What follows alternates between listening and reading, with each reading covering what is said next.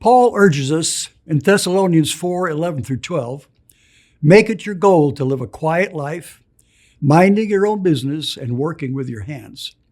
Then people who are not believers will respect the way you live. He also says in Philippians 4:11-13, I've learned to be content whatever the circumstances. I can do all things through him who gives me strength. I employ a quirk of the English language where words have different meanings dependent upon their pronunciation.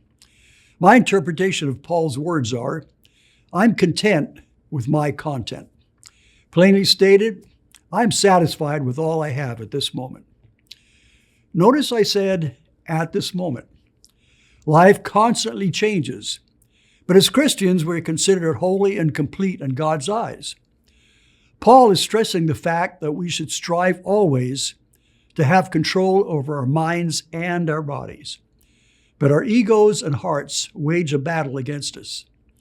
C.S. Lewis writes in The Weight of Glory, we are half-hearted creatures, foolish about drink and sex and ambition, when infinite joy is offered to us. Like an ignorant child who wants to go on making mud pies in the slums because he cannot imagine what is meant by an offer of a holiday at sea. Jim Murphy, in his book Inner Excellence, says that we suffer from the affluenza virus.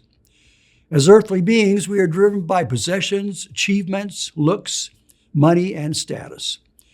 So we seek the bigger house, the sportier car, the prettier woman, a loftier position, the better looking man, only to find that our heart and ego have deceived us and beckoned us down a rock-strewn path. We're created for glory, and your life is meant to develop your character. Every heart wants love and acceptance. The problem is we allow how we think about our circumstances to dictate our actions.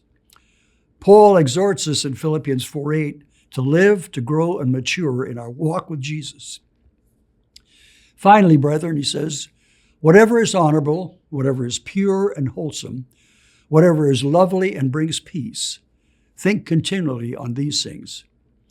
We can return to this admonition in Thessalonians 4:7. God has called us to live holy lives, not impure lives. So, as we navigate this life, rather than thinking success brings happiness, perhaps we should be heart first and performance second. Inner world first, then outer world. For the exterior is worthless without a priceless interior. God's will for you to be holy, moral, but don't try to manufacture it by work and deeds and a constant fear of failure. Instead, try a different paradigm. Strive daily to live a decent and moral life where failure becomes a positive impetus to take a better path, while envy and lust are vanquished by agape love from the heart. Now, of course, this doesn't mean that we will never cast a sideways glance or be jealous ever again. Duh, we're human. But it does mean that we can train our minds to know that comparison and envy does not diminish or tarnish our personal value.